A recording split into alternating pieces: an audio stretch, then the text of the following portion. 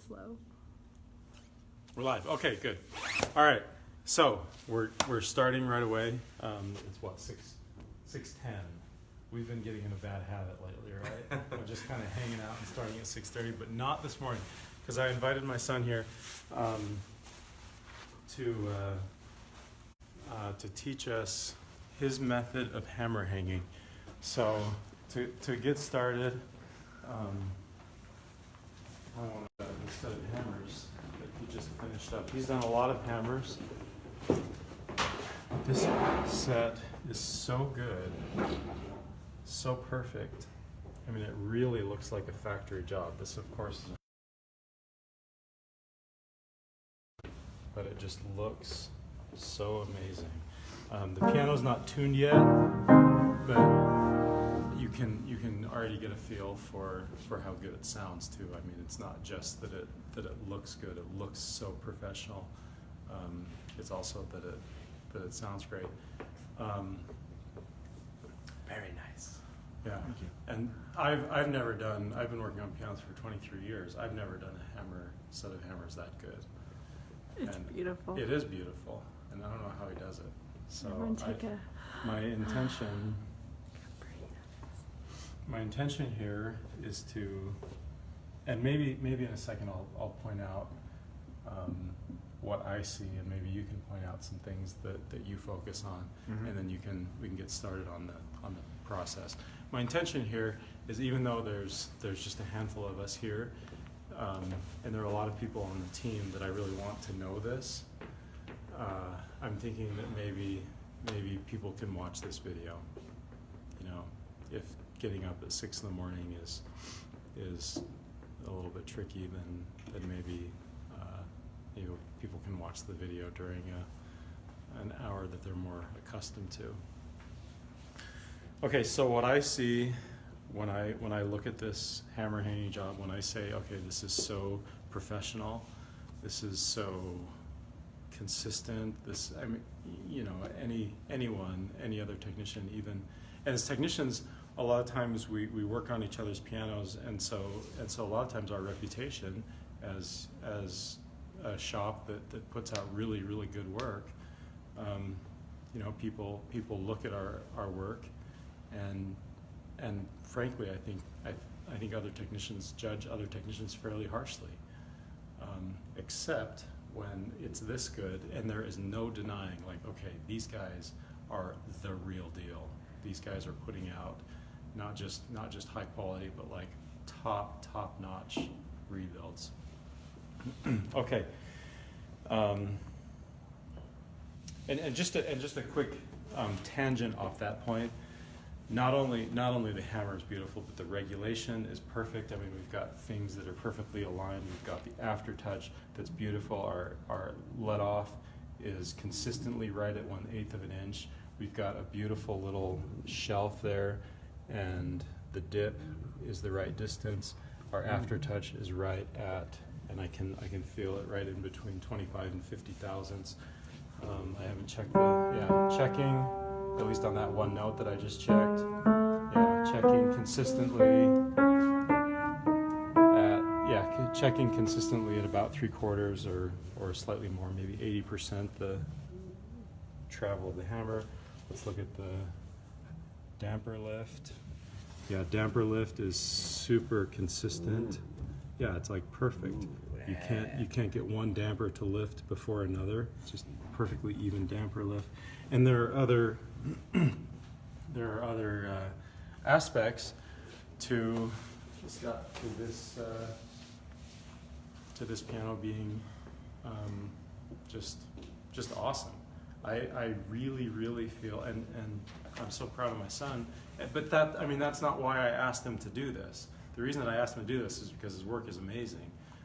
But I'm really proud of my son that at 16 years old, I think that any technician, even the very most picky, judgmental, harsh technician, can come in and tune this piano for this customer, you know, a year or two or 5 years later, and say, whoever this technician is that rebuilt this 100-year-old piano, I have the utmost respect for the ability of this technician. I think this work is impeccable. And by impeccable, I mean cannot be pecked. Okay. Does that even? Anyway. Can't be henpecked.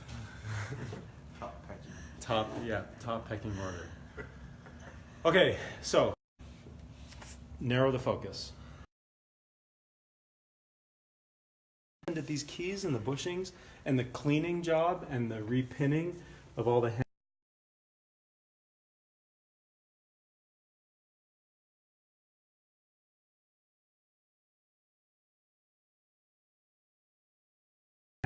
Clint before he left. Was it? I think it was. Okay. Well, it's gorgeous. I mean, everything. And the keys that Jonathan did.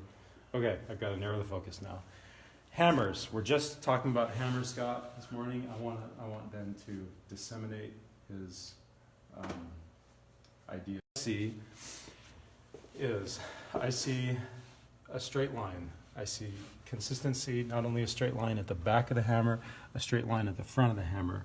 I see these angles that more or less mirror. Now, the angle of these strings here, you can't totally mirror them because if you get too much of an angle, the hammers interfere with each other. But what manufacturers have done for literally centuries now is they've kind of approximated or started to mirror the angle of the hammers, but they might cut it in half or something like that, and then they sort of fade it in the same way that the angle of these strings fans to starting right about here. The strings are now straight up and down, but then on the bass side of about this point they start to angle a little bit more and more as they get down to C#3, which is the break. And then same with the bass. All of the bass strings, they don't fan, they're all at the same angle, and you can see the hammers also are at the same angle, but they don't match exactly the angle, which is what manufacturers again have done since probably, I don't know, 1880 or more, or further. So if the angle of these strings, I don't know, is like maybe 25 or 30 degrees, what's the angle of your hammers? Probably 15 to 20 degrees. Okay, yeah. When you glue the hammers, it takes away 10 or 15 degrees. What do you mean? When you press it into the jig. It takes away? Do you know what I mean? When Maybe you we'll press find the out. jig. We'll find out when we get Right. there. Okay. What that detail means. And then what's your angle starting here? What I do is I take the angle of the string exactly, and I take, so say if this was 18 degrees, I'm going to take that at 18 degrees, and that's what I drill it at. And then in the jig, I press and it takes away automatically 10 degrees for all the hammers say. And so all of these, even though I drilled this one at 7 or 6 degrees, it's going to be 0 because there's that free play in the hammer that we'll see later. There's nothing like this, where the space in between one is significantly more than the other. I see back into the base, the tail of these hammers, he has these tapered, and that's done, I think, for two reasons. One, for clearance, as this hammer moves back and forth. If it were, you can imagine if this were square, it would come pretty close to its neighbor. Come bring the camera closer and you can see that a little bit better. Whereas with the taper, it doesn't even come close.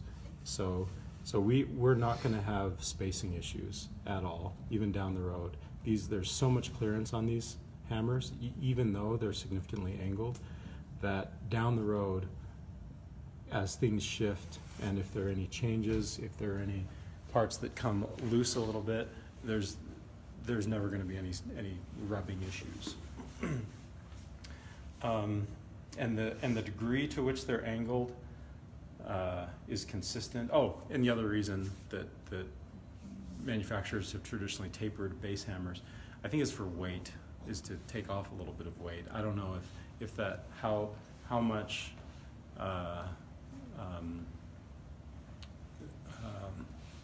no pun intended, how much weight I would give that argument, the weight argument. But I don't know, I just can't see taking off a little bit of wood on each side of the hammer as making that much of a difference. But that's what I've read in various publications. Okay. Oh, I forgot another detail. The height of the catchers right here. The way the catchers are in a perfectly straight line. So that is a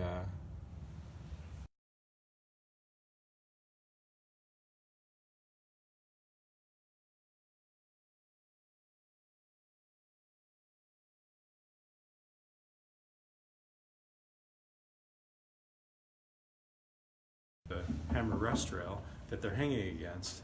So that means that the catcher is just kind of free floating in space. So for the catchers to be in a perfectly straight line, this angle here has to be perfectly 90 degrees. If it's 89 degrees, then one of the catchers will be slightly higher.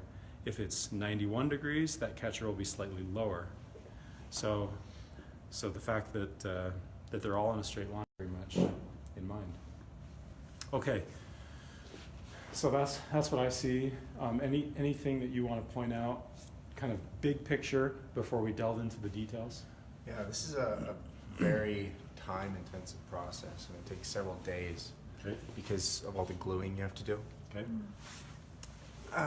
If you come over here, so I like to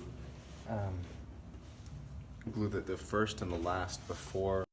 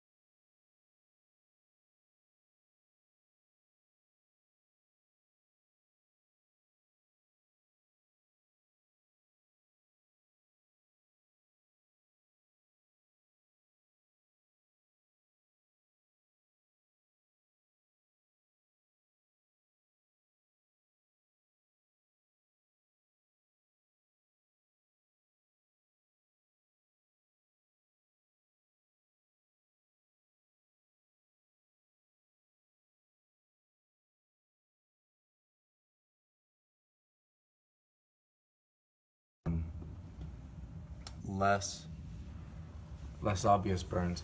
That's where I used a lighter to, there's 2 points on the hammer where you can use the lighter to bend it back and forth. One right here, right where the glue joint is, and one right here, right in the middle of the rest rail.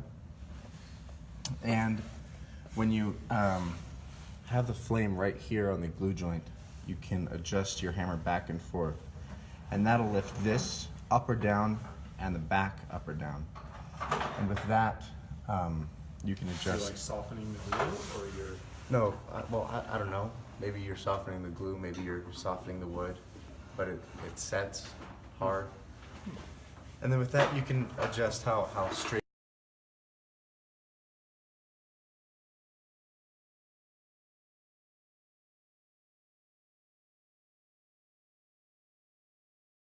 You can't really see it because the rest rail is obscuring your view. But if you were to take away this rest rail, you'd see that there's some burn marks right behind here. And that's because you put a lighter right in the middle of the shank and take it back and forth. And that kind of makes an arc on the shank. And that brings this up and this back. And so you can adjust the forward to back of the hammer that way. And then you have to adjust it here after you do that, because you have to have the this is rest up. rail up to do that? No. You can just take this forward and do that. Can you give us an example? So like this one, for example, I see that catcher is a little bit high. That's probably the only, I mean, if I really nitpicked, maybe I could find like a couple others, but barely.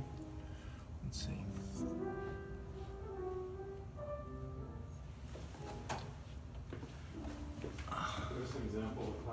Yeah.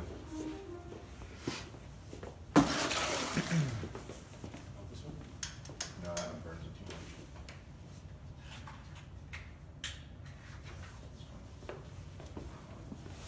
Okay, well that's a good tip. This type of lighter, kind of the, Yeah, it's too concentrated. like the blowtorch lighter, Yeah. I guess is, okay, tip number one.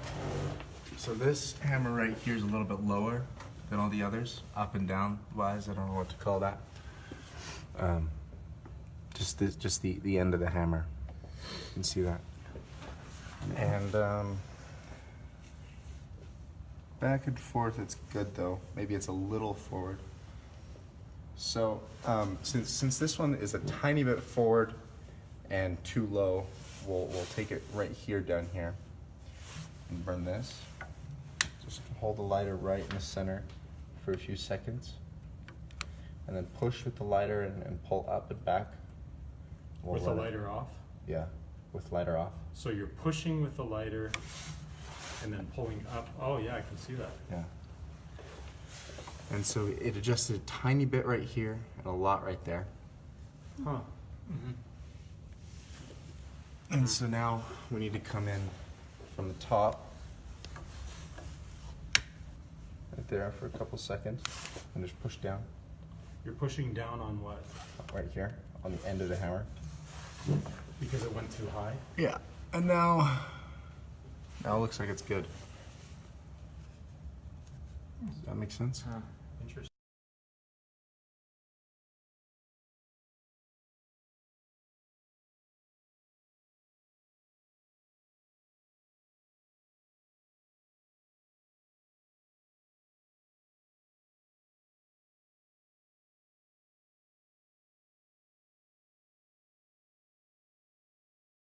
Hold it too long, it's really hard to see the lighter marks. The shank bender always leaves marks. Those are the really defined burn marks. You can see the ones on the sides. Like these right here, and this, and this. All those really dark spots, those are the shank bender. But in some places there are just slight discolorations that you probably won't pick up with the camera. And here on the side, not that big one. And those you can really kind of pass off as shank. You know, it's just natural wood, and some will be lighter and darker. So that's okay. So the shank bender is only necessary when Yeah. it's brass flanges, right? No, I've used the shank bender on all my pianos. Oh, really? Yeah. With the restaurant off? With the rest of it on. On. Yeah. Okay.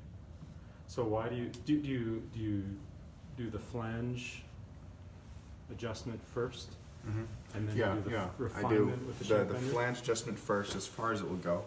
But a lot of times it won't go far enough. And this spacing back and forth is so fine that it has to be done almost exclusively with the flange. But a lot of times the glue will dry weird, like sometimes you have to shave off a lot of the bottom of the shank.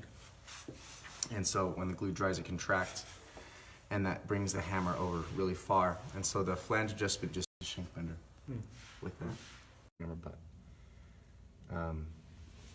So And so I just leave the dampers off until I know where the bass hammers are going to go. Okay, so if that damper is too high, that's actually a really good tip. So you do the dampers the bass dampers after. Yeah, because on 2 or 3 pianos that I've done in the past, I had to take off all of the bass dampers and put them lower, and that was Interesting. painful.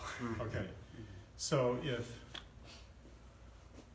if he's doing the dampers first and then putting the hammers on according to the height of the bass dampers, and he ends up having to go too high to clear the bass dampers, which direction would the shank be? Would it be this way or that way? You have to go off to the left. Yes, it would have to. Dampers were too high. and then he would therefore have to raise that hammer up too high. Now the problem is if it were perfectly perpendicular or perfectly parallel to the plane of the hammer butt, then it would be striking up here. And so in order to compensate for this angle of the string, it would have to be angled to the left. And so there have been some, I remember there was one piano that Ben did that was the case, that literally, I mean, it was a visible angle, and I said, no, just, you gotta redo those. And so he had to cut them all off, and then he had to redo all of the bass dampers, lower all of the bass dampers so that he could have the angle of this hammer butt be straight up and down. Anyway. Yeah, it's not fun. Yeah. No fun. Okay, so that's another good tip. That's another really good tip. The way we have been doing things is we've been doing all of the dampers first and then all of the hammers. The idea being that you can get to the dampers more easily before you have all of the hammers in the way. And so, okay, so this is a good tip. So now you only do the dampers in the treble section first, then the hammers, then the bass dampers. Yeah. Okay. So I have to take a break. I do all of these hammers, and then I'll glue the top and the bottom because for reasons I'll show you later. And then while these are all still off, I have the height of this determined, and then I can go ahead and put the dampers in. Oh god, you can still get to it. Yeah. Okay. You can still get to the Smart. dampers, yeah. Smart. Okay, so scratch what I just said. And do the other thing. And do the other thing. Yeah, exactly. Okay, good. I like that. So, where's my favorite whiteboard? Right here. All right, let's dust off this thing. So you want to get started on your auto tone? Yeah. Okay.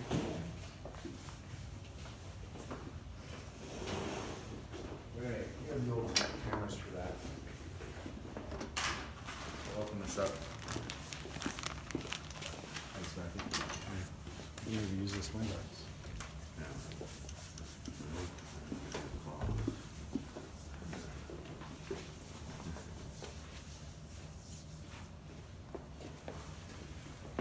No, I like to use a Sharpie with this. It's not permanent, even though it says that. You can just take it right off with isopropanol or acetone.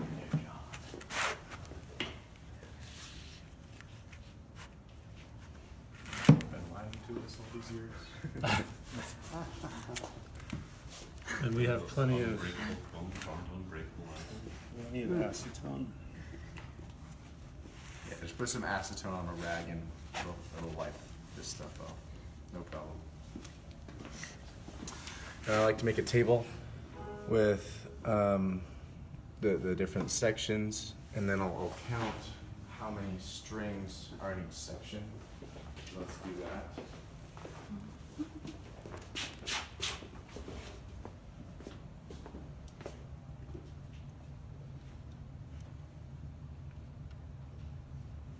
Okay. 28 in the bass. Or you can just look on the keys. Oh, that's a good idea. The 28 there, and then let's see, 24 in the midsection, and 31.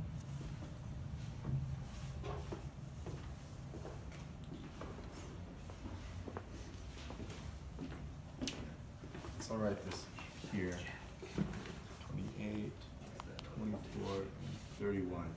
And then I'll do old hammers, strings, and new hammers. And so the old hammers, let's measure those.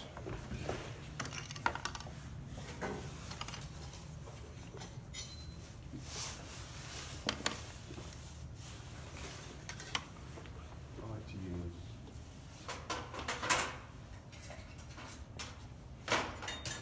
this thing. Looks like that. It's square. This is my favorite one. nice and flat. Looks like these are the base hammers. Those should be the same.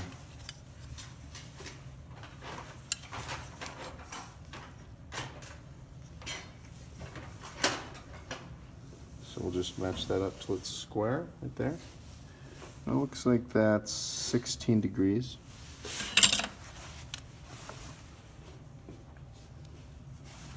So base hammers are consistent. Yeah, both of these are the same. And then the treble hammers.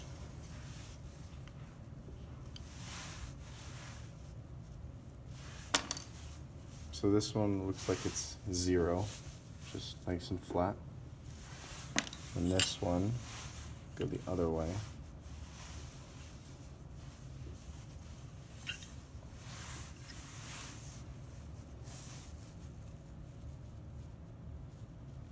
It's 8 degrees. So the treble is pretty much half of what the bass section is, pretty consistently. 8 to 0. And so through 24 hammers, it works out nicely. With 8 degrees, we'll go from, well actually, we want the final hammer to end up as 8 degrees. And so when we're gluing, we're gonna have to drill it a little bit sharper. Because when it glues, it's gonna take away a few of those degrees. You said 10 degrees before. I don't think it's that extreme, but it's a good amount. So we just measure these strings. The angle more extreme. He said, I don't know exactly. He said that when it's glued, that the angle decreases. Oh, I see. He's getting angles of the strings. He was saying before you were it's 29 in the middle section. 24. 29.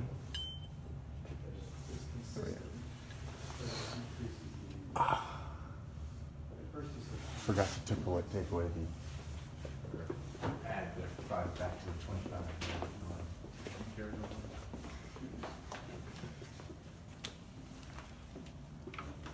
And so in the bass section, it's significant. It's like 30 degrees, and I think it was 12 here.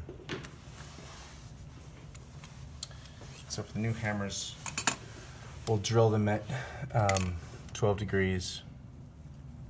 We go to 0, and we'll drill these ones at 18, or maybe 20. I don't know. Sure, we'll do 20. It's pretty arbitrary as long as it's consistent. So 12. Okay. So that was. So a couple things that he did. He increased, even though the angle here, the old hammers were at 8 degrees. He decided on 12 degrees. Did you decide that because even though they're drilled at 12, they end up about 8? When I say that the angle will decrease. So when we drill the hole in the hammers, here's a nice hammer. Let's see if this fits. Not quite, but it'll work. So this is the jig that we use for gluing the hammers to the shanks. That Scott made. Yeah, it's beautiful. That's what we do. Even though this doesn't fit, we put the shank in the hammer, and then we glue it in there and put it in here and push. And so when we push, this back rail is gonna push on this corner right here and try and straighten it out. And so that takes away a few of the degrees. And that's what I say, and that's what I mean when I say some of the degrees go away when we glue it. Does that make sense? You push? I thought we wanted to avoid pushing because that puts some twist in it that gives some unpredictability. The angle? Yeah, to the angle, so that when it's out of the jig, it springs back and then you've introduced inconsistencies. It's been more consistent for me this way. Okay. And so I just push as hard as I can on all of these and then really set it in there. And it hasn't sprung back for me. Hmm. I don't know, that's just how I've done it. And so that takes away about 4 degrees, I guess. Interesting. Now, are you looking at this angle as well? The up and down? No, that angle right Yeah, there. yeah. Yeah, you set that with this. And, And the way you drill it, right? mhm.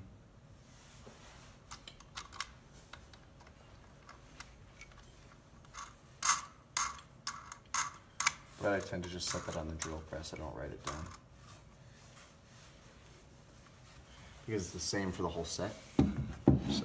I see. And it's really important to drill the whole set at once. You have to make sure that you have a full session of maybe an hour or 2 hours to do it, Yeah. because consistency is key throughout this whole process. This looks like it's about 89 degrees anyway. Yeah. It's pretty insignificant. Let's see. Yeah, on these, it's actually pretty steep, pretty steeply, I think it's like 85 or something. Really? Yeah, but I mean, it's square to the hammers, so that's what you want. But if these Which are, further influences the height that you can put the base dampers at. yeah. So let's see. We'll draw a line here for the treble, the midsection, and the bass. These, this usually takes me 10 or say, since it's 29 degrees, we need to start at 0 here and end at 12 degrees here, and go of increments of whatever that is Okay. throughout. 2 points on. Yeah, and it's okay if the numbers don't work out. You can, my numbers end up usually being like 1.2, and then 2.4, and then 3.6, and so it's tricky on the jig, but you get the hang of it. And, And each one, you change for each one. Yeah. And you try to estimate what Yeah. 2.4 degrees looks like. Mhm. Okay, so like 2.4 degrees yeah, each. yeah, right. So 2.4 degrees increase.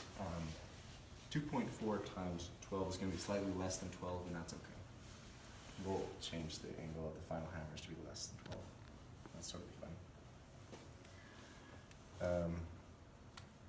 So should we get started drilling? Sure. Okay. So let's see, 0 Or prepping going to be, hammers. yeah, 0, and then 2.4, and then 0.8, and so on.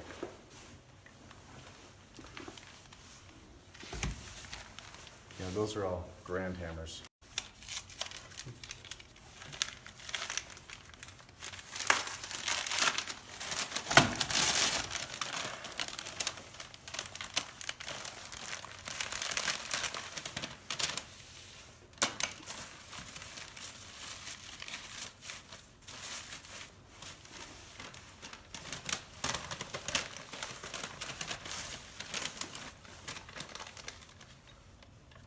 So from now on, I'll just keep all of my hammers on this board, and they should stay in the same order.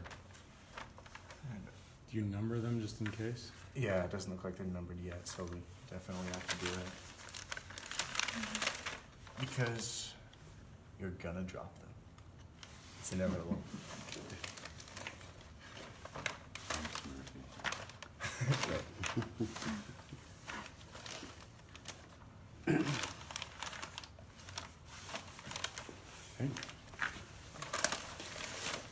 So you want to start numbering?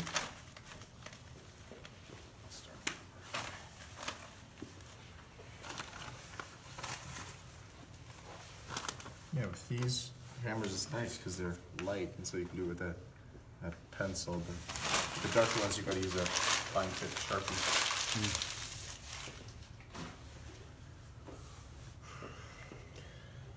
Now, Scott, what's your experience? We've been prepping. There might be extra hammers at the top. So you gotta be careful where you start numbering. Sorry. there's a lot of counting involved with this process.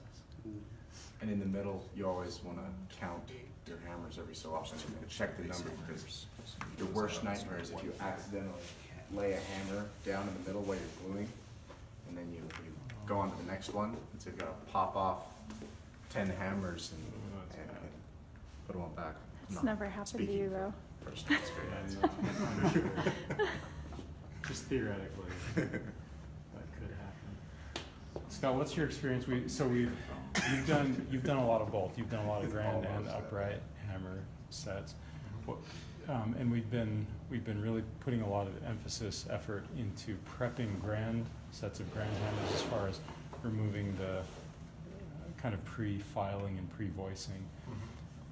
Have you found that that's necessary on upright hammers as well? I think it helps. Yeah. Okay. Then let's do some of that.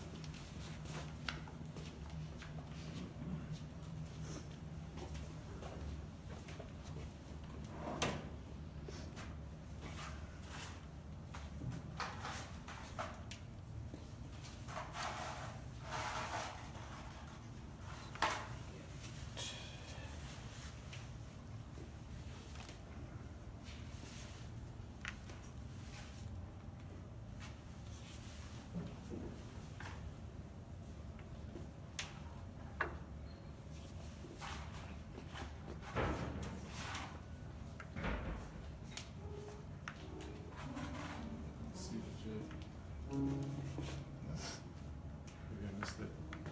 I think it can be done after drilling. It doesn't mess anything up.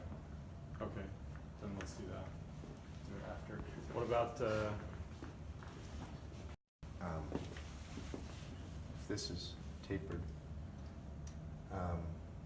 it's very important that you get within the boundaries of the hammer, because there's two places you can go out. You can either go out on the top, right here, and make a little divot with your gluing. It's more difficult, and glue gets everywhere. oh yeah, Again, or not. I see. Okay. And So you taper them first?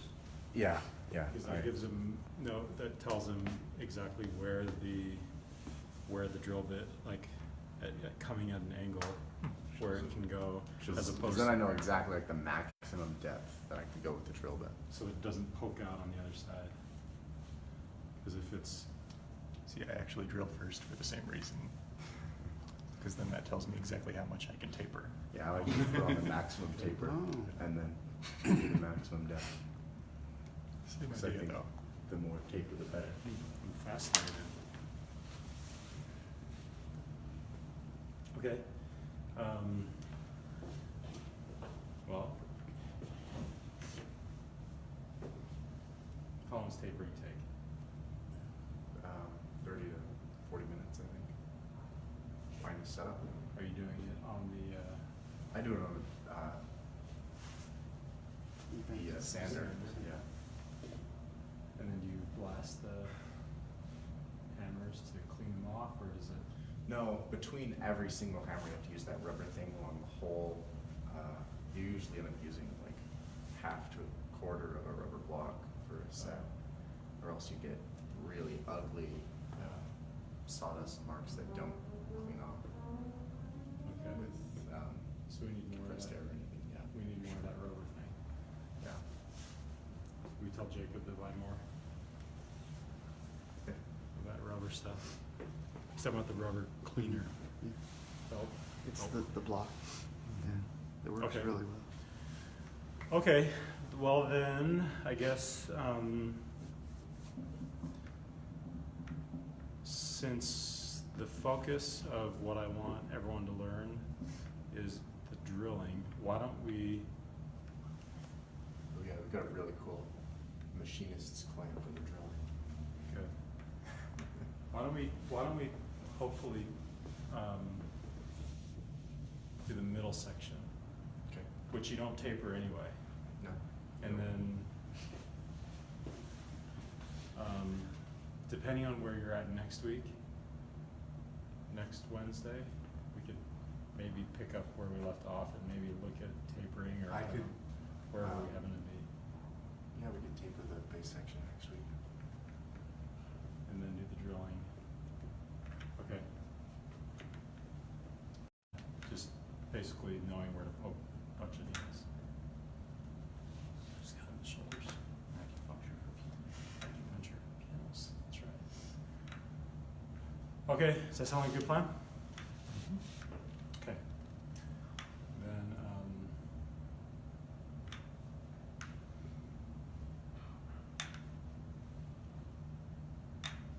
as soon as Jake finishes numbering, his nice, neat handwriting. Yeah, hammers have never looked that good.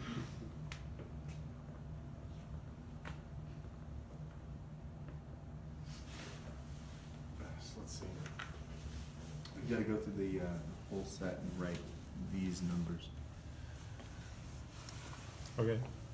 Then, Matthew, you want to be our math guy? Sure. Okay. It's in the name. Right.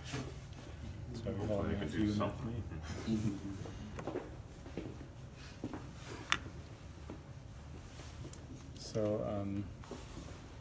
So we're going 29 hammers equally divided to 12 degrees. Just do So From it's 0 to 2.4.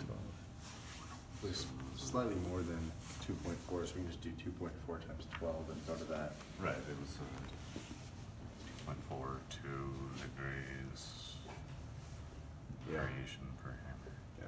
So it's 2.4 times 12. 29.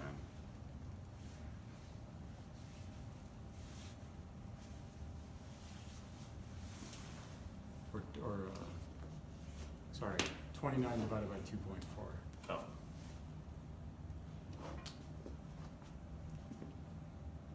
About 12, which isn't I think surprising. it might be 12 divided by 29, actually. It's just under half, 0.4. So do 0.4 Ah, because it's times- per hammer. Yeah, That makes more sense, actually. times 29. Okay, so 0.4 Okay. degrees times hammer times 29 is 11.6 degrees at the end. 11.6. Okay. That works really well. Great. Okay. Acetone? Yes, you need some, or rubbing alcohol.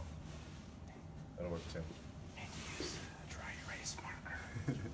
Yeah, you can, well, I've used Then you dry don't erase smear it markers on off. this, Permanent. but Yeah. it comes off. Yeah. Comes off on your And then when hammers. you're halfway through drilling hammers, you don't know what. What you wrote. You don't want to Yeah. smudge off, right? Exactly. Scorch mark it It's is. actually, Then you're good. you want it to be permanent yet not permanent. Yeah. And this is gonna mark that up, so we use What's a that? paper towel, or is that fine? Gonna make this black. Oh, Yeah. yeah, we can use paper towel. Yeah, let's use a paper towel. Do we have paper towels? Hopefully. Should In the be, back should room. be plenty in the back. Break room. Do we need paper towels? Can you put that on? Yeah, it seems like I'm always running around to find paper towels. Yeah. Actually, me Or looking too. in the garbage can. I'm constantly asking people to order I've never them looked in too. the garbage can, Sometimes they're there. but maybe that's a hidden treasure trove. Yeah, Oh, someone's got a stash in there. Yeah, I have a stash too, actually, but I don't tell people about. Of paper towels. I'm like, these are my paper towels. Julio has stashes of paper Oh, yeah. towels. He has stashes of tools, stashes yeah. of Sharpies. If you're The missing bits, something, yeah. Julio. That's true. That's right. The good sandpaper. Rightfully so. He's a man that knows what he wants. And he uses it. for He gets real. results. Yeah. I cannot deny that man gets results. So Absolutely. I am fine with his stashes.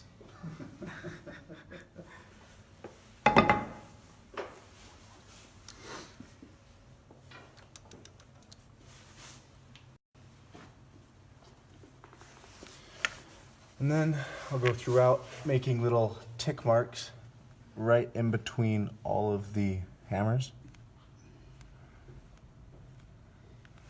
And Yeah, go ahead and finish up. Yeah. yeah, okay. the hammer that goes in that tick mark. And so when I'm doing anything, Yeah, these hammers just are supposed to line up with these tick marks. And so I know that 57 goes there and 29 goes here. Great. Now this will be 0 degrees. This will be 0.4, Okay, Matthew. 0.8, and it's up to you. 0.4 shouldn't be too difficult. I don't know if I can do it. Focus. I think that's what he was talking about with the machinists. The tip marks on the sides of them. I didn't expect that. Okay. Yeah, yeah. Cool. Divide them so you can I wrap. think most of them are in the middle, just maybe that one. Yeah. So you use that machinist spice And and scoot not 'em if the you need to. and not the hammer jig? Oh no, use both. So do you use Fine the tip Sharpie to jig write these little in the numbers. machine? That would be spice? nice. Do we have one? I doubt it. It's as small as you can write with a 'Cause you Sharpie. can Apparently this small. It's pretty small for a Sharpie. Yeah. I don't think I could do I it. end up see how you use tightening it. it Yeah, and then just I think tapping you have with better the mallet. handwriting than me too. Get Oh, really. I tried because I had terrible handwriting. So, Hurry up.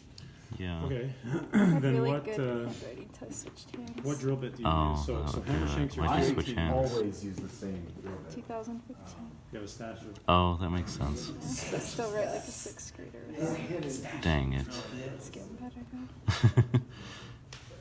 Have you tried calligraphy? Do you want me over there? Probably. I'll go see. He does have his own stash. But it works very well for me. There's a lot of room for the drill bit, or for the shank. so it's bigger. Yeah. So it's like how much bigger is it? So hammer shanks are 218. I don't know what they are exactly after was they've probably been two- knurled. Yeah. When they've been knurled, what are they, like 212 or 210?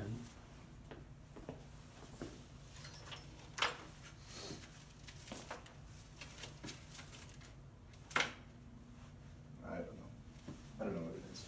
Well, we better figure it out. 'cause Experiment. I want to start drilling. Okay. I'll go grab some shanks. Okay.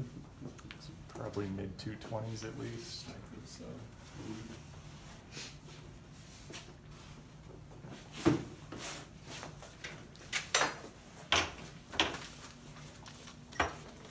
Here's a 232. Where you measure that?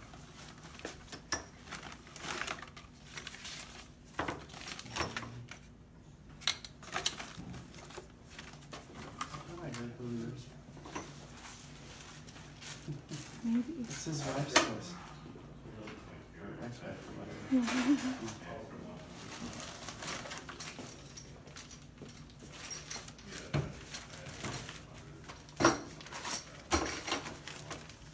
Here's a 228.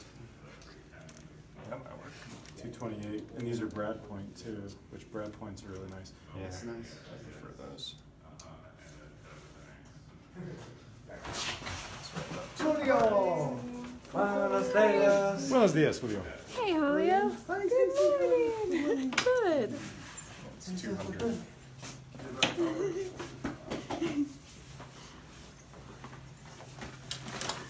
Hey, Ben, what do you want to try 228s? Sure. And they're brad point. I don't know if, Oh yeah, those are really nice. okay. Yeah, with let's see. Just drill in a block. No, I need to get it. I'll call her to. I asked her yesterday, so I'll get one too. Okay. Now I need to get a color for The that. idea was to make the drill bits the exact same width as the back. You have me a drill?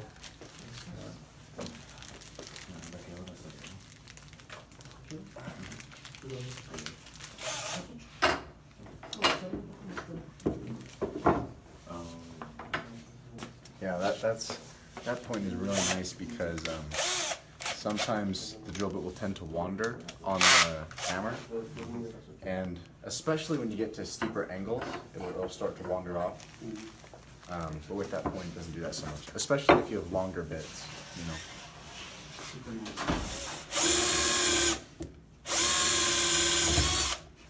sharp. It's very important. Yeah, so that's a little big. I feel that. Well, how I've done it, but it'll work for sure. So when you glue it, you put the hammer on, and if it's big, I mean, you're getting down to 0.4 degrees in your drilling, but So on the amount jig- of play that you have is probably like 5 degrees either direction, or 3 degrees either Yeah. direction. So do you always go like one cocked all the way one direction? That's what happens when you push it into the jig. Yeah, It so I'm pushes the hammer pushing all it the way into to the one jig, side. and then I'm manually adjusting it. Oh, so that's why it subtracts Yeah. a few degrees. If it's bigger, it'll subtract more, right? Because there's more wiggle room. Yeah, but just because there's tiny inconsistencies in the drilling and the wood and whatever, I have to manually go in after I've pushed it, and kind of break it loose and adjust it and hold it while I'm putting it in and pushed it again. It's a process. So you say 228s are too big? Yeah, I think so. Okay. Maybe 24 or 23.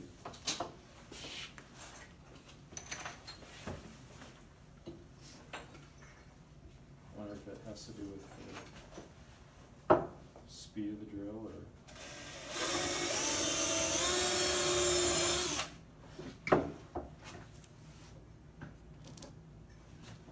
Like that.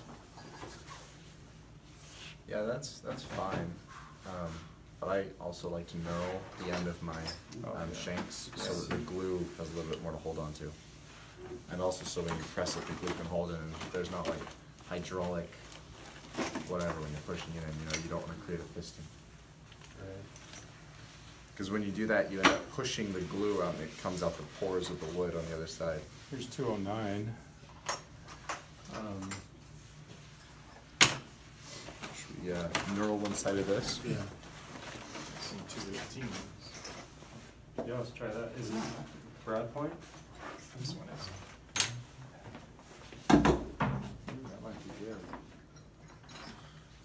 Here's a, well, it's measuring at about 213. Let's try.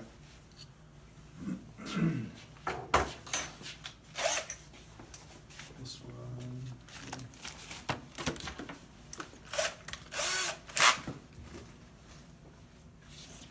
There's the.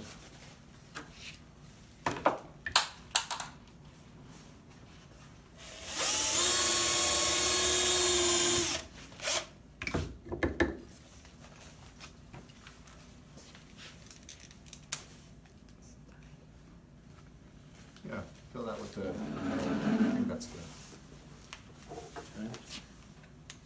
Okay, so it's really tight when it's unknurled. So maybe you can, just kind of knurl gently? Real gently. No, I think that's good. You like that? Yeah. And knurling also brings in some inconsistency. Yeah. It's okay.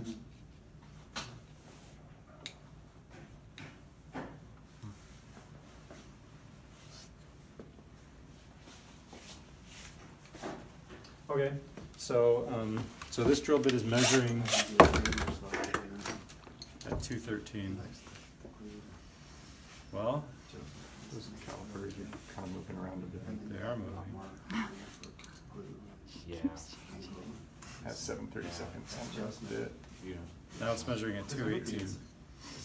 Great. That matches the number on the Yeah, I back, was so thinking let's about go with 14 it. is a little low. Clear ways you can get there. Yeah, yeah. Okay. He uses. So this is, it's measuring at 218, which actually is exactly what shanks are. And so when we put it in on the unknurled side, it's like a really tight fit, which would be a problem when you have glue in there. The glue would just kind of squeeze and it would become a hydraulic piston. Whereas when you do it on the knurled side, Ben says it's just the right fit. Okay. How I like it. I know that I dropped it, that brad point is next. And if you drill the angle perfectly, it'll work perfectly. That's right. If you don't drill it, it's gonna be wrong. Yeah, all we're asking for is perfection. Yeah. Okay, so let's get a shot for this. So there's the knurled side. Really tight. You can hear it kind of squeaking in there. And it's super tight. And on the knurled side, Yeah. there's some play. Okay, and you like the play. All right, let's do it. Okay. What's next? Let's set the jig. I wanna see this too. Look at this sheet.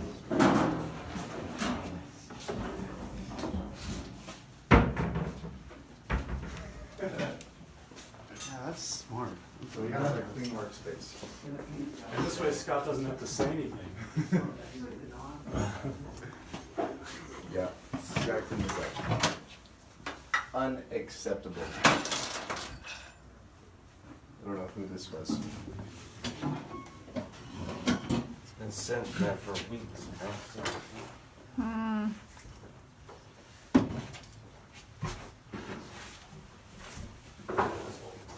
I'm hurry and put everything Does that away. go over in that cabinet right there?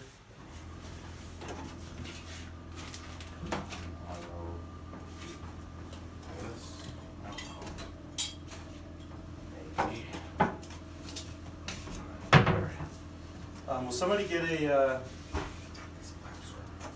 spray cleaner and a cloth, please? Hey, what? A spray cleaner and a cloth. Here's a cloth.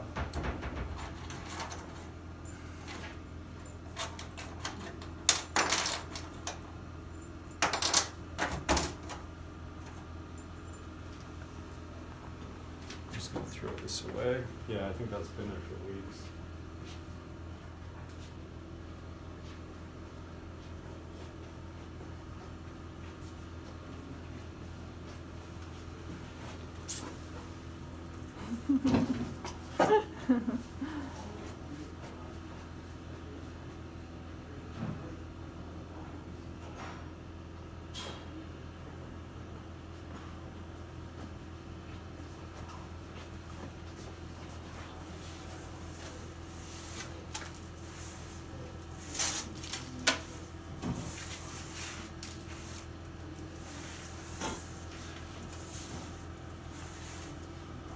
This is.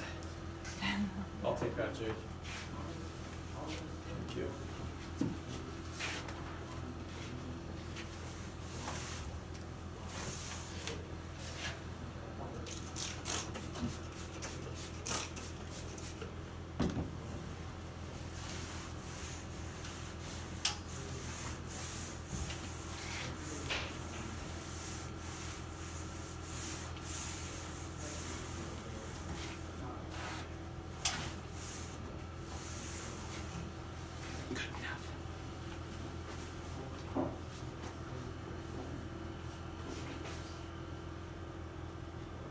Coming back, right?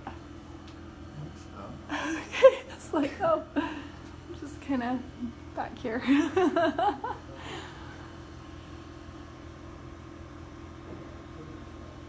Oh.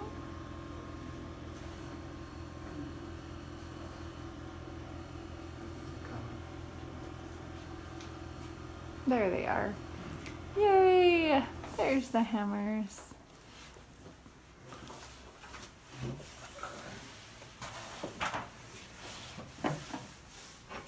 So, I'd like to get more of these for this table. So just these. Ordering. That's Jake ordering. Bacon.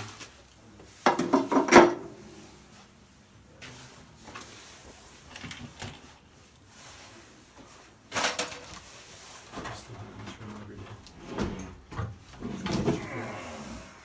Stuff all these as well. Did you get? On the face or?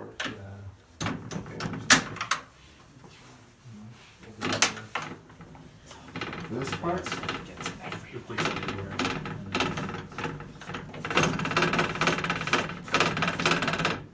We're gonna need some lock, pliers, and a mallet.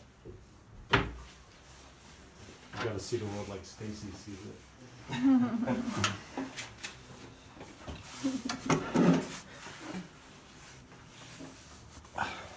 He's been to my house before. Yeah.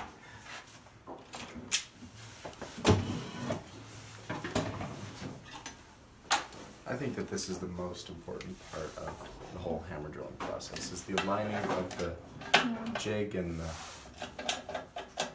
all that. You really can't do this with a hand drill. Thanks for coming early to get that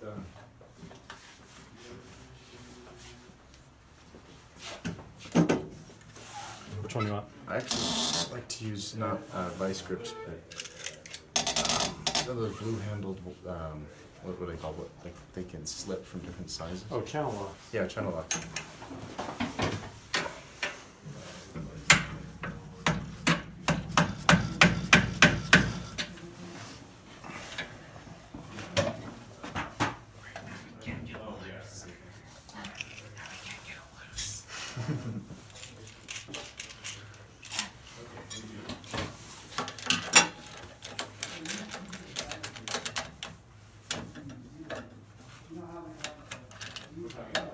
So Jake needs to order more of those Yeah, probably clamps and what else? The 4 or rubber 5 more. thing. Oh yeah, the rubber, right. Did he get both of us? Since we only have 2 of these today, we're gonna have to clamp down on them.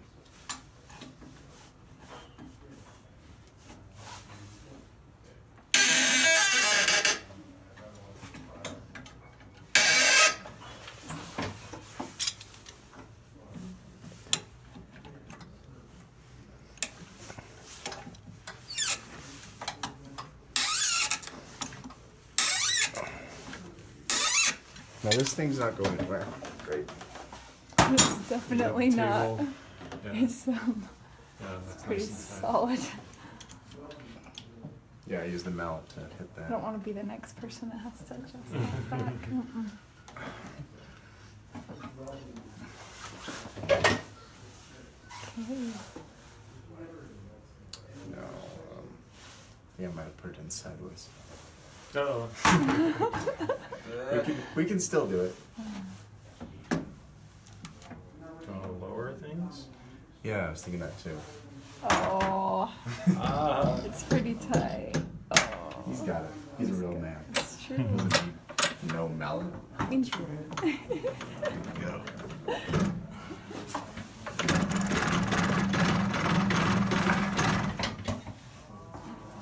Got mallets for hands.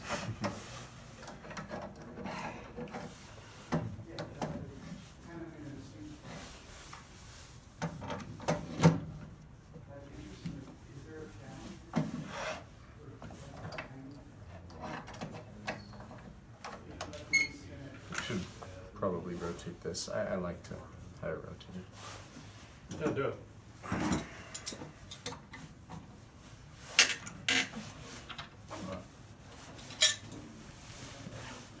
Tighten it. Rotate it.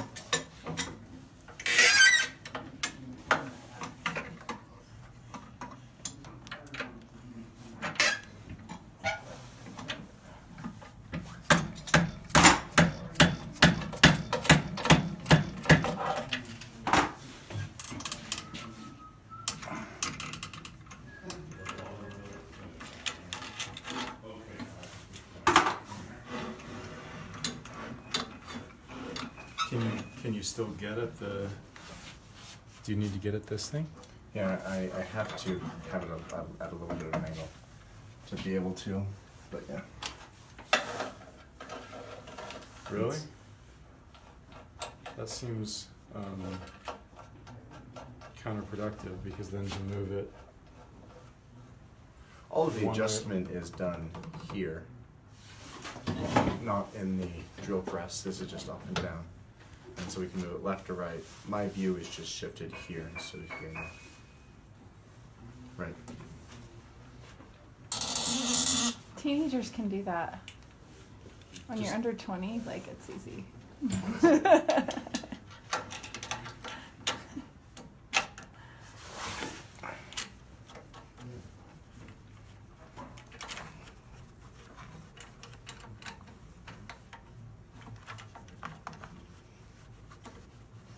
Maybe you're spending 15 minutes in this room. Like one day you could do the walls. One day you could do the cabinets and the boards. We could have Dawson do it. He has a lot of time next week. The top up there. That's what it does do up there. You put away all that stuff. No way, Stacy. All sorts of stuff that he could do. Yeah. He doesn't have to do stuff here. Okay. And so now to calibrate this jig, I like to set it near this line right here. As you can see, the front of this jig. And if I'm looking at it. Yeah, that's good. So we have a few points of adjustment here. We can unscrew this and go up and down like this to adjust the angle. We'll set that at 0 for now. We have this, which will release it. It's a little bit trickier with these fatter hammers. And then we'll scoot this back, take this forward just a little bit.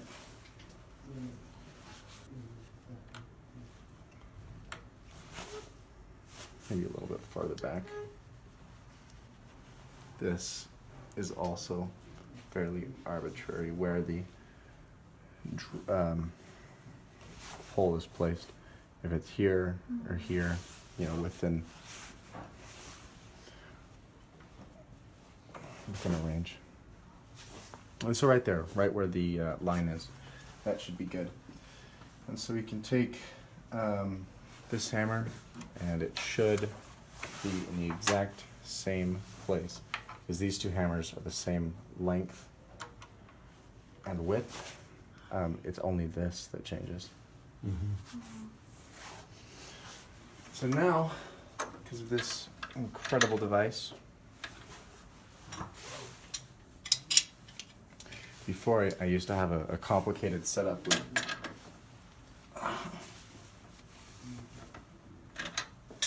with a bunch of wood planks and big clamps, and then I'd have to undo the entire setup every time. But this is nice because there's only a few screws and it's all set up. So let's see.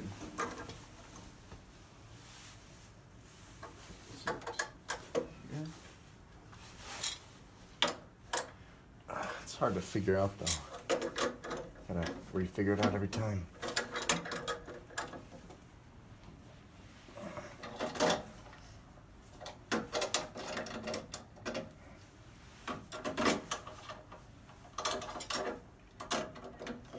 I think that this, setting up the jig, is probably the hardest part of the whole process. So we can take this and just shimmy on over.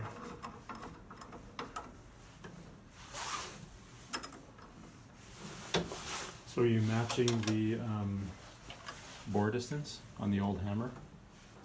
No? No? I think it's pretty much the same. It doesn't matter so much. I don't usually. Let's check it. Okay. Do you 'Cause want I to think go that's grab engineered. I think they are. I think you're right. They are mostly the same, it? but I think it is engineered into the design of the piano. Yeah. Okay. Did you grab that, Scott? The old hammers. Where are they? I think they're just on the table that we were working on.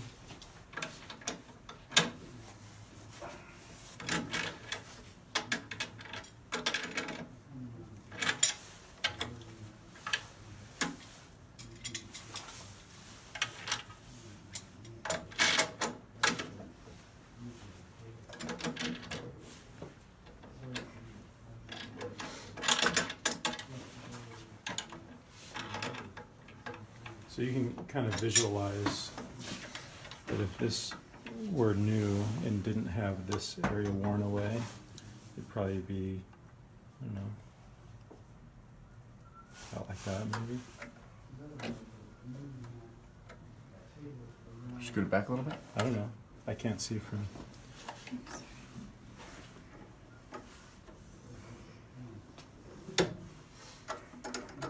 Yeah, it looks like it should be. Yeah, there you go. Try to get it right there. See what you think. Yeah, that's fine. You think that this pore distance here is the same as that pore distance there? Yeah. We'll use this one.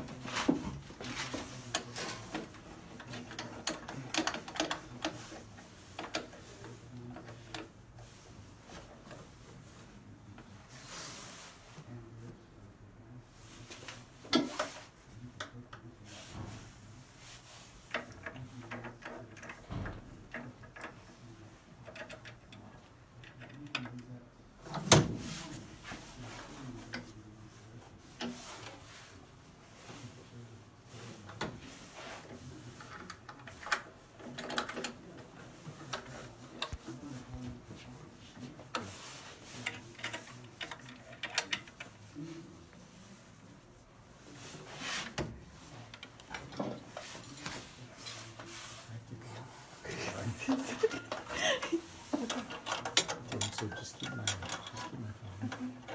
And I gotta go too. And then I'll grab. I'll just keep going.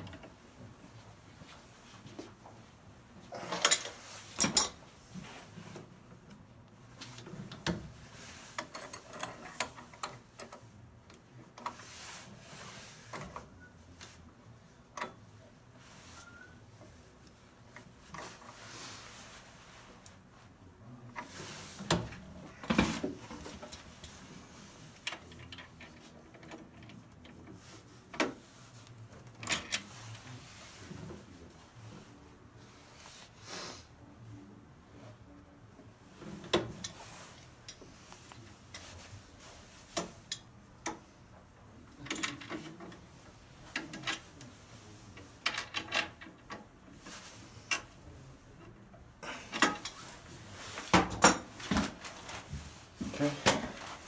Now we'll set the drilling depth. Looks like that's pretty square in the center. Take this out and to press this. Then you can see we're almost out right there, but not quite.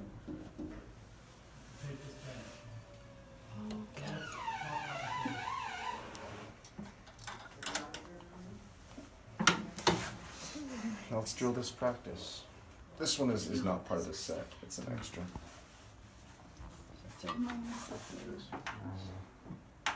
This is the extra. I don't think that is. That's 88. Yeah. Some of the middle ones are actually what it's supposed to be. That's why I couldn't find that last one.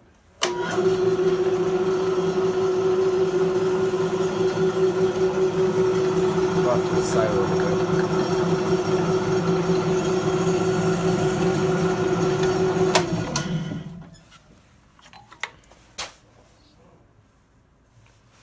That's the thing about these ones is because of this point you can't go very deep.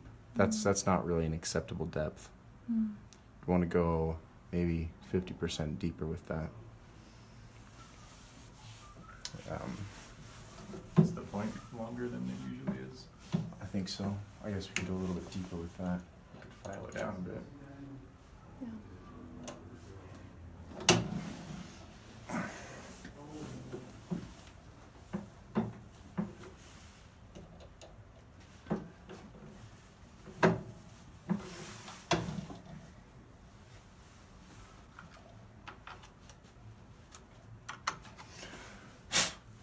And between every drill, you gotta make sure that that corner is clear. And that this is pressed firmly and squarely along here, that this is at the same level every time.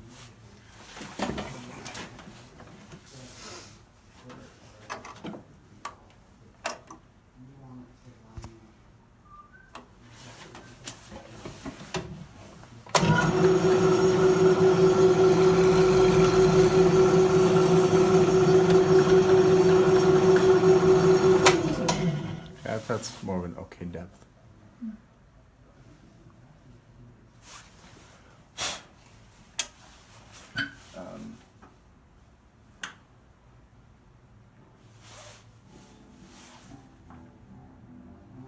Okay, looks like we can use these as practice.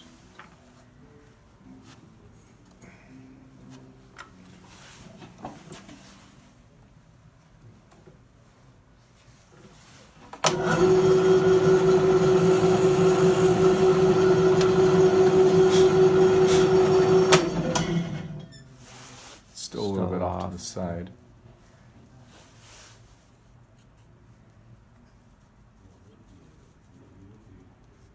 Looks like that's good. See the It's a lot better. up and down comparatively.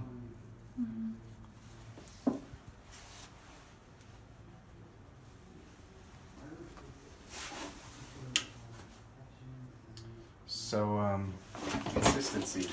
That's all that really matters here. That it's the same.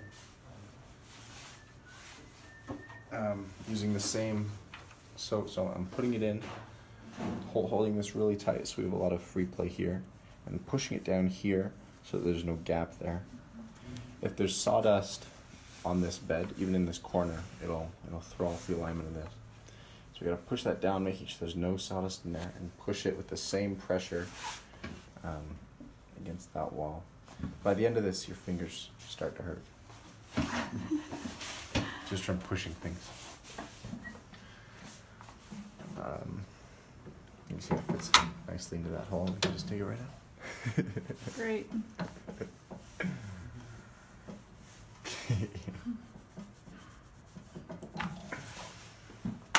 Let's do this one. See if we can get it in a better place.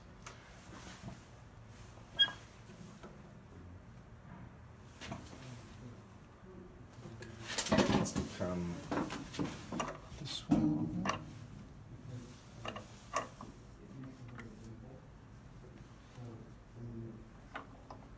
See if I've got too far.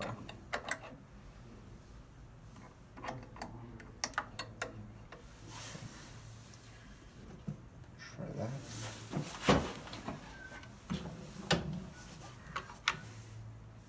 Look right to you. I think you're pretty much right on. Yeah, let's try it.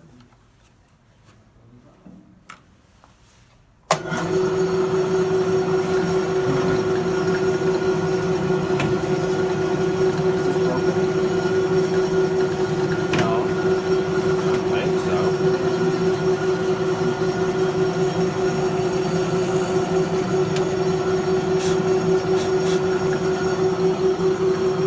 I think we're off to the other side.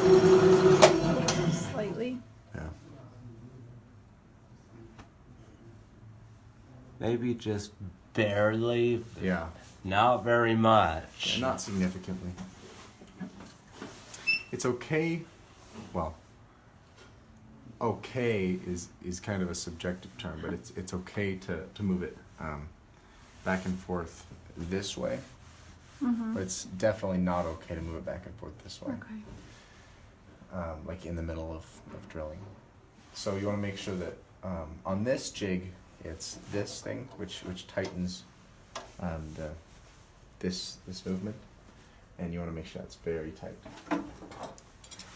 Because if that shifts, then bad things start to happen, and your hammer set doesn't look good or sound good. So.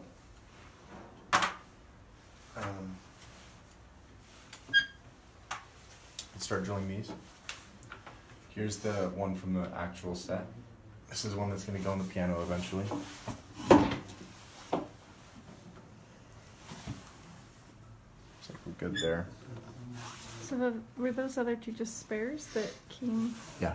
That's Yeah, so just nice. extras. That's so nice.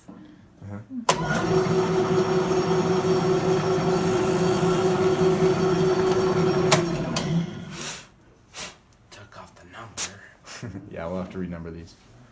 So that one's I good. think we're gonna have to renumber them That is good. anyway. That's really good. Yeah. Looks great. Yeah. That's as good as you can do. And I'm wearing glasses today, so I can tell. Then I'll flip this around. It's nice. And this one, remember, is a 0.4 degree increase. So I'll get that nice and square along that seat. Come here. and So then I increase guess that the Oh, purpose, just goodness. under half. That's a so lot I of guess the adjusting. purpose of this is to make those subtle little adjustments on here. Right. Gotcha. Yeah, so during the actual drilling process, the only adjusting you're doing is right here. Yes, of Mhm. course. And let's see, I think it's this way. But just to make sure, Yeah. this one, gotta visualize for a second. It's gonna be tilting this way on the piano. Mm-hmm. And so if we put a shank here and flip that upside down, that's gonna look like this. So we actually wanna be tilting it this way. It's a good thing, because I would have started drilling the angle the wrong way. Okay. Let's, we can do this one and just flip it over. And pretend that this one is hammer number 29. Mhm. And go to degree Circle. 11.2. This way. So that's just over 11. I guess you could just round it Yeah, you mean to the nearest degree? to the nearest degree. I've done that before, but you can actually tell on the piano where the increment starts and ends. Wow. And so I like to do it every hammer because it's more of a smooth increase then.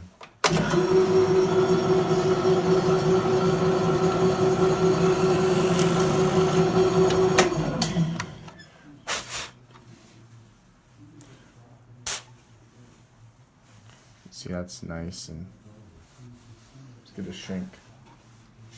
Where's the shank? Need a shank. Just to look at it. Ta-da. Yep. Yeah, it's like a Yeah. nice degree. Yeah. That's actually the wrong angle again. So You want the back. Yeah. Yeah. That's your Barely test past that. one. right, that's It's why we just test. barely past that 11 degree.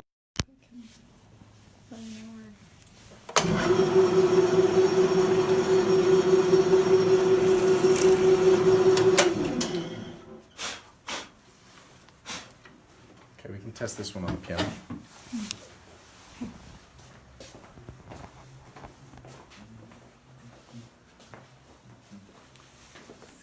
Check it out.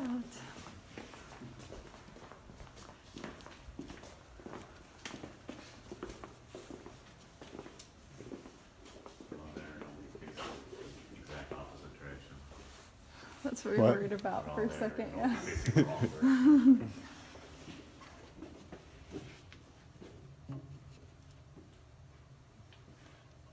Yeah, I guess the hammer butt hole was drilled a little bit weird, but that's a good amount of Okay. leaning right there. Okay. It's probably 6 degrees or so.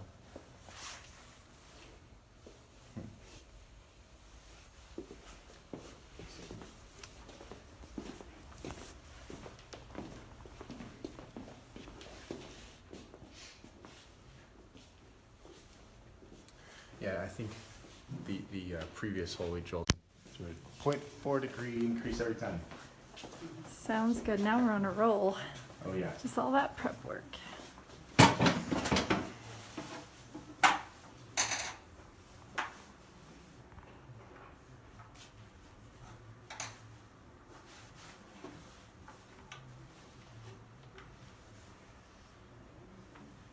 What's this one?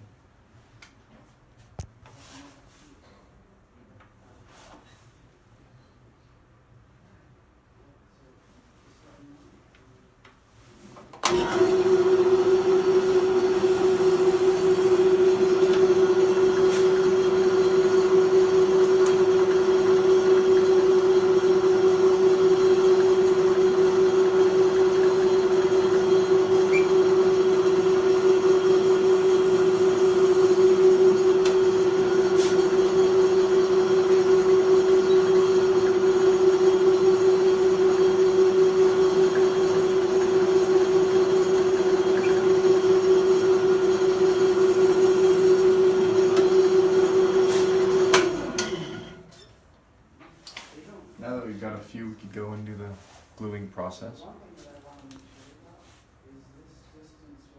Great. Let's go do that.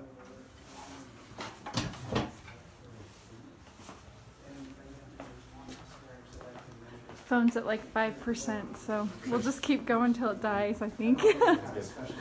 Sounds good. Yeah. Hammer hanging. I've seen this part before lots of times, just not the other part. Yeah. I actually compared this against the state region. And mine right there, the same weight, like this. Some of these and just make sure they're straight. So we'll take a few of these. Come down here. That's clean. I like that So- because it. Are they sometimes not? Yeah, sometimes they're a little bit warped. I was using. So just It's roll. Just, what do you do? They're just duds, you throw them away or something? Or? Yeah, Oh, looks like these are all good. Yeah, it's usually well, 3 in a batch of 100. Economic nature of I that's like that. interesting. Take this.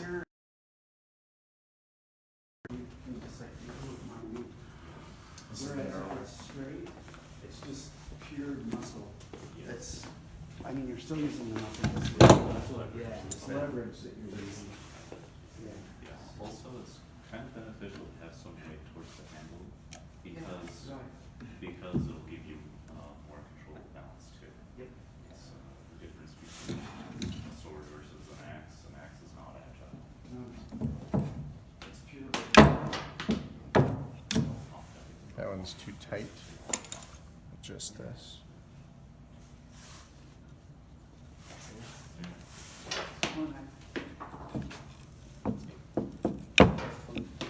That one's better.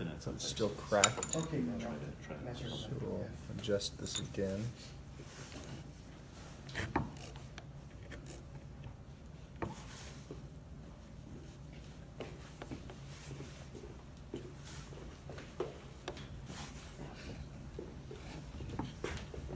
Alright, that one's a little bit better.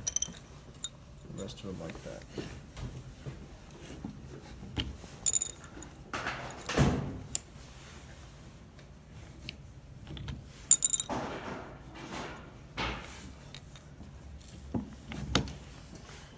Great. Good That's idea. all we need that for. I need to grab some glue. Glue these hammers. Yeah. That's pretty cool. Yeah, it's fun.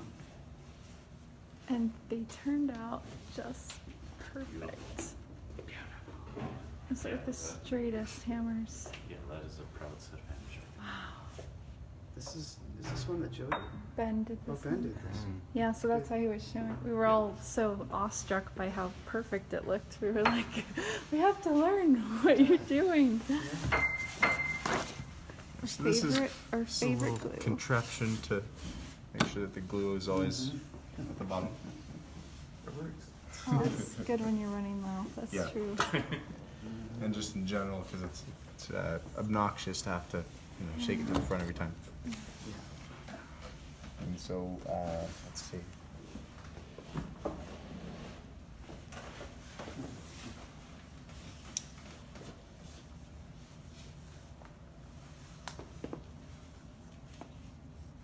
Okay, so this is the lowest. I think we should get a tripod for Stacy. Yeah. That'd be nice. With a camera. We move around a lot, but yeah, that would be. But you could Then you even could smooth just this set with a it, huh? tripod. Yeah, yeah. It's like- Just, So it's But not your like. arms are getting very strong. Oh yeah, that's true. I've noticed that lately. yeah, stability on them. Can you hold that? Yeah, for like 5 hours, no problem. Like mom arms. Right? When you're holding a baby. those- Oh, yeah, when they're little and you're carrying that car seat all over the place, inside and Yeah. outside every store. Yeah, Yeah, they get strong. you get used to it. It's like the guy who. And they had a- just get heavier and heavier and heavier, the kids, That's true. until you walk. You got a lot. The order of life. Yeah. So true. So we'll just do one of these because, again, consistency is key. about this, and the gluing is a very important part through the hammer hanging process. And so I'd like to do all of them together, Okay. but one is okay.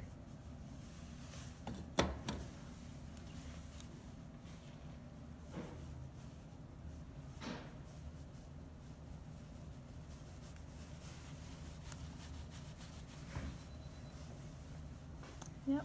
It's got a nice color on it. Yep. The color is beautiful. That's a good sign.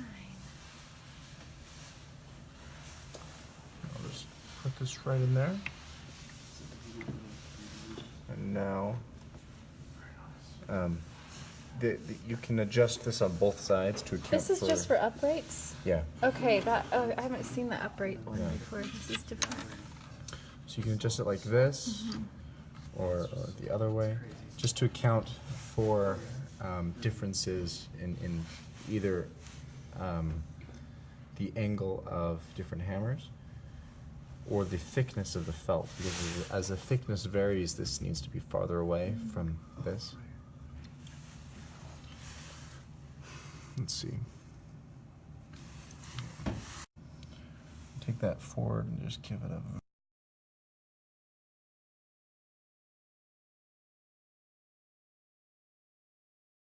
right there. And so if I were doing the whole set, I'd then do the top one right here, And then adjust it. through the middle, I'd do the rest of them. Great. And as I'm doing it, it's not important for the bottom ones, but for the top ones up here, I'd twist them to make sure the angle is consistent. Would you like to bring the camera down here and, Yeah. and look? Yeah. So see right here, angle right here. I The can. tilt. I see what It's you're like 89.5 degrees. Because we want to make sure it's contacting Yeah. this. That's important. Okay. And then, to match the height over there, we would put this on. We would actually put this one and the top one in the piano and cut those. And then we could put this on and then just bandsaw this right there. Nice. That's why the metal plate is there. That's great. So that's the process. Nice. And installation's a whole nother monster. Another hole. Awesome. Well, that was great. Is that about it for today, do you think? I think so. Since Appears to be. we're almost dead on the battery, Yeah. so okay. Good timing then. All right. Well, thank you, Ben. That was awesome. Yeah. A lot of stuff I had never seen before, so thank you. Okay, I'm gonna finish. Bye. Bye.